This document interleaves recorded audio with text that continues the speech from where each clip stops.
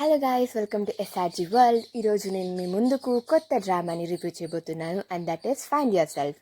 ఇది కూడా చాలా మంచి డ్రామా, చాలా బాగుంటుంది యాక్చువల్గా ఈ drama. You have to watch, must and should you have to watch. ఈ డ్రామాలో ఫన్నీ సీన్స్ ఉన్నాయి అండ్ కామెడీ సీన్స్ అయితే ఉన్నాయి, అండ్ ఎమోషనల్ కూడా చాలా బాగుంది. ఎమోషనల్ సీన్స్ చాలా బాగున్నాయి అండ్ లవ్ సీన్స్ కూడా చాలా బాగున్నాయి. ఎమోషనల్ సీన్స్ చాలా బాగున్నాయి యాక్చువల్గా ఈ డ్రామాలో. ఈ డ్రామా స్టోరీ లైన్కి వచ్చేసరికి, ఈ డ్రామాలో హీరోయిన్ 32 అనమాట, హీరో ఏజ్ 22. సో హీరో కన్నా ఎక్కువ ఏజ్ అనమాట. ఇదే ఈ డ్రామాలో మెయిన్ పాయింట్. హీరో ఏజ్కి చాలా డిఫరెన్స్ ఉంది, అంటే 10 years డిఫరెన్స్ ఉంది. దీనివల్ల వీళ్ళు సొసైటీలో ఏమేం ప్రాబ్లమ్స్ ఫేస్ చేశారు, అంటే హీరోయిన్ ఏమేం ప్రాబ్లమ్స్ ఫేస్ చేశారు అనేది ఈ డ్రామా. ఫస్ట్ ఎవరు ప్రేమించారు, మళ్ళీ ఎవరు ప్రపోజ్ చేశారు, ఇవన్నీ బాగుంటాయి.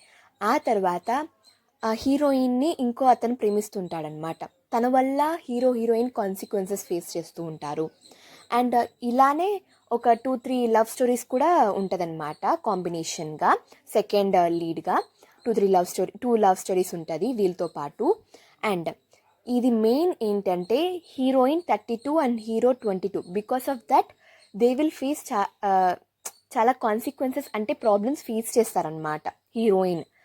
లైక్ హీరోయిన్ పక్కనుంటే మీ మమ్మీ లాంటిది అలా చెప్పి, మీ అక్క లాంటిది అని కూడా చెప్పారనమాట వాళ్ళ కొలీగ్స్ అనమాట.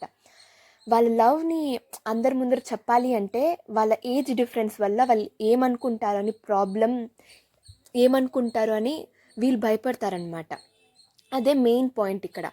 మళ్ళీ ఎవరేమనుకున్నా పర్లేదు, మనం మనలా ఉండాలనేసి ఈ డ్రామా చూపిస్తుంది. అండ్ సబ్స్క్రైబ్ అండ్ లైక్ చేయండి, షేర్ చేయండి. ఇంతవరకు చూసారంటే మీకు